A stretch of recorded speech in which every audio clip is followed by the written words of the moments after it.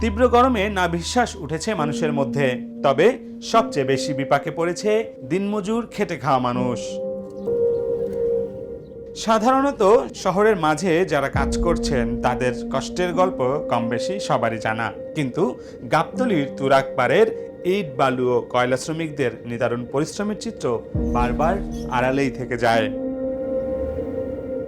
এই গরমে সারাদিন পরিশ্রম করে মাত্র 300 থেকে 500 টাকা হাজিরা পান এসব শ্রমিকেরা।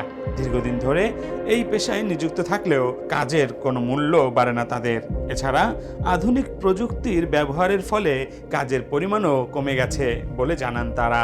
ভাই প্রচণ্ড গরম, এই গরমের ভিতরে আর কি করা যাবে, কাজ তো করাই লাগবে, অসুস্থ তো লাগেই। তখন হয়তো আমরা একটু মাঝে মাঝে জিরে কাজ করি। যেটা মনে করেন অসহ্য, এই গরমের কারণেই আমরা গাছতলা বৈশাখ যদি সেখানে একটু ঠান্ডা পানি খাই, আর হয়তো গাছের সেলাইন ঠেলাই নেই। ভালো লাগে করি, যখন ভালো লাগে না আধা ঘন্টা 1 ঘন্টা এরকমভাবে রেস্ট নেই।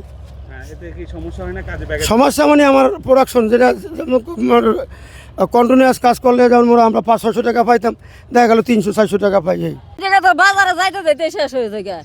2 কেজি আলু কিনলে 120 টাকা, সবকিছুই তো দাম। 1 কেজি চিংড়ি মাছ কিনবে গেলে 700 টাকা। সারাদিন কি আমরা 700 টাকা কামাই করা পারি? কেমন ইনকাম করেন? 200, 250, 300 এটাতে কি হয়? কাম কাজ করতে হয় না, গরম প্রচুর স্থির, বমি লাগে, এই কারণে। এই স্যালাইন টেলাইন খান কিংবা রেস্ট নেন না? হ্যাঁ, রেস্ট আছে। হ্যাঁ আছে। এই যে ইনকাম, এটা দিয়ে কেমন আপনার ইনকাম হচ্ছে? ইনকাম কম, কাম কাজ কম, এই সময়টা হয়ে আসে না জাহাজ। এই তো কষ্টের তো কাজ করতেছি, আর কি করা যাবো, গরিব মানুষ কাজ করে আগাইতেছি।